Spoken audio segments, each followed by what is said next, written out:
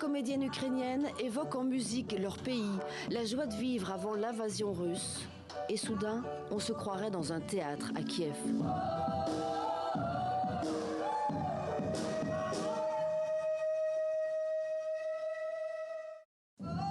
Nous ne sommes pas à Kiev, mais à Paris, au Théâtre du Soleil.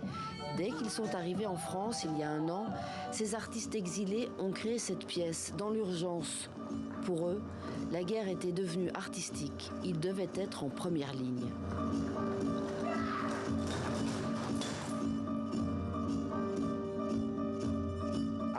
L'art touche les cœurs. Si les gens sont touchés, après ils participent au débat qu'on organise après la pièce. Et alors on peut toucher leur esprit. Si on ne s'adresse qu'à leur tête, c'est froid. On n'est pas dans l'émotionnel. Or l'art, c'est de l'émotion. C'est très important.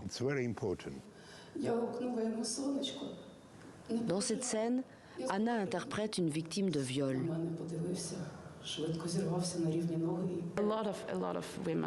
Beaucoup de femmes ont été violées par les soldats russes. Au début de leur offensive,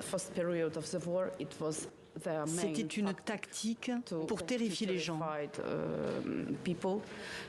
Ils violaient le plus de femmes possible. Не вдихати запаху трупів двотижневої давності.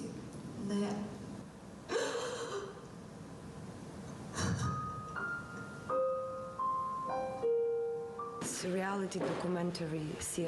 C'est une pièce de théâtre réaliste, documentaire. Nous ne jouons pas un texte spécifiquement. Nous témoignons de ce qui se passe aujourd'hui dans notre pays. C'est une démarche différente. Sur scène, nous ne sommes plus des actrices, nous sommes ces gens qui souffrent.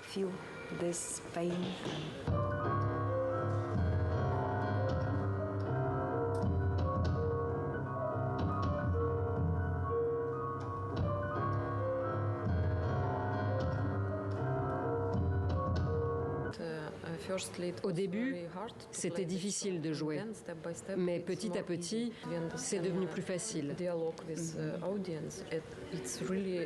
Le dialogue qui s'établit avec le public nous aide à rester en vie, ça nous aide à nous sentir mieux.